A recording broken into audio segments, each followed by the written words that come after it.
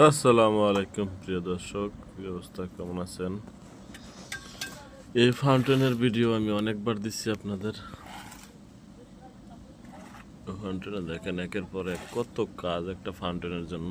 Saudi আরবে কত piping, নজেলের, ওভারফ্লোর, ভ্যাকুমের, তারপর আবার পাইপিং করার পর শেষ হয়েছে। এখন ধাস ব্লক বানানো হয়েছে, কংক্রিট দিয়ে সাপোর্ট করা হইতেছে, সোজা রাখার জন্য উপরে পাইপ দিয়ে বান্ধা হয়েছে।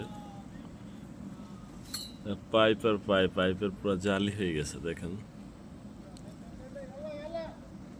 কোনো বোঝার উপায় আছে কোন জায়গার পাইপ কই গেছে? এটাই কাজ ভাই, এটাই সৌদি আরব, এটাই টেকনিশিয়ানের কাজ। প্লাম্বারের কাজের শেখার শেষ নেই কোনো, বুঝছেন? অনেকে 2-4টা মিক্সার লাগাই প্লাম্বার হয়ে যান, সেই প্লাম্বার দিয়ে কাজ হবে না।